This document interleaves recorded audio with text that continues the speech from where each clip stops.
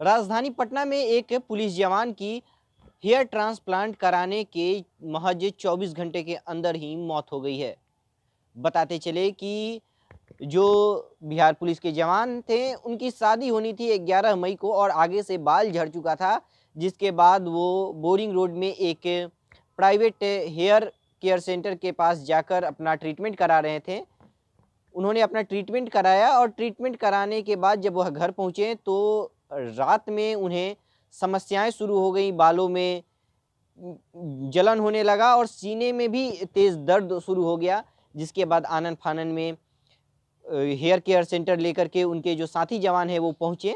उसके बाद से वहाँ उन्हें रूबन हॉस्पिटल में भेजा गया, स्थिति गंभीर हो गई थी। रूबन हॉस्पिटल में गुरुवार देर रात उनकी मौत हो गई। ऐसे में ये जो पूरा घटनाक्रम है, हेयर ट्रांसप्लांट कराने के बाद जो मौत का मामला सामने आया है, तो विशेषज्ञों से जानते हैं कि हेयर ट्रांसप्लांट कराने से मौत का खतरा कितना रहता है? क्या कहते हैं विशेषज्ञ, जानते हैं? देखिए, अगर हेयर ट्रांसप्लांट जब एक सर्टिफ़ाइड सर्टिफ़ाइड डॉक्टर्स के होता है, जो कि इन्हें कॉस्मेटोलॉजिस्ट के तौर पर मिला रहता है डिग्री, अगर वहाँ पे होता है, तो प्रॉपर वे में करते हैं। लेकिन अगर उनका हेयर ट्रांसप्लांट कोई ऐसे जगह हो रहा है, जो कि डॉक्टर के द्वारा सर्टिफ़ाई नहीं किया गया है, तो वहाँ चांसेस हमेशा ही बने रहेंगे प्रॉब्लम्स के।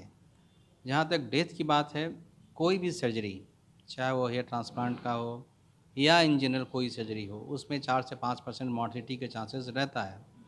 वही 4 से 5% जो है, आप जब सर्टिफाइड डॉक्टर के पास जाते हैं तो उसमें काफ़ी कम हो जाता है।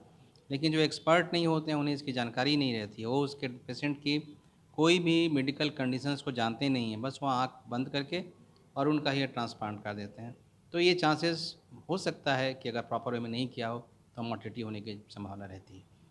हेयर ट्रांसप्लांट के बाद पूरी बॉडी का चेकअप करना कितना आवश्यक हो जाता है? निश्चित रूप से, क्योंकि ये कम्प्लीटली आपके फुल स्काल्प को जो होता है वो पियर्स किया जाता है, तो उस कंडीशन में उनके सारे मेडिकल कंडीशंस को, चाहे वो हाइपरटेंसिव हो कि नहीं, डायबिटिक हैं कि नहीं, अदर कंडीशंस जो हैं वो प्रॉब्लम सब ठीक ठाक चल रहा है कि नहीं, क्योंकि ये बहुत पेनफुल कंडीशन होता है।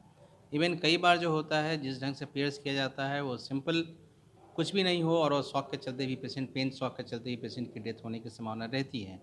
तो उस चीज़ को प्रॉपर्ली जो देखेगा, जो जानता है, जो एक्सपर्टाइज़ है, वही कर सकता है, बाकी के बस की बात नहीं है। कुछ सैलूनों वगैरह में भी आजकल हेयर ट्रांसप्लांट चल रहे हैं सर, उसके प्रति किस प्रति से ये क्या ये कतई ख़राब बात है, गलत बात है, ऐसा नहीं होना चाहिए।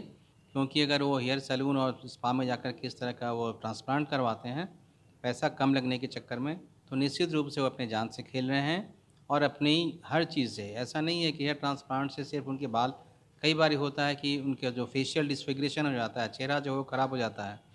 तो कोई भी कॉस्मेटिक चीज़ अगर एक्सपर्ट हैंड में नहीं होगा, तो उसमें ख़राब होने की संभावना ज़्यादा होती है। तो जैसा कि डॉक्टर मनोज कुमार सिन्हा ने कहा कि हेयर ट्रांसप्लांट कभी भी कराएं तो जो अ, माने जाने माने कॉस्मेटिक सर्जन है, जो मान्यता प्राप्त कॉस्मेटिक सर्जन है, उनके पास ही जाकर कराएं।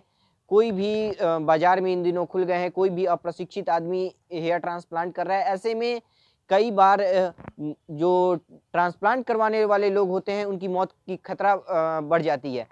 इसके अलावा यदि मौत से बच जाते हैं तो कई बार अन्य सारे दुष्परिणाम सामने आ जाते हैं, जैसे कि चेहरा बिगड़ जाता है और अन्य सारे प्रॉब्लम होने लगते हैं।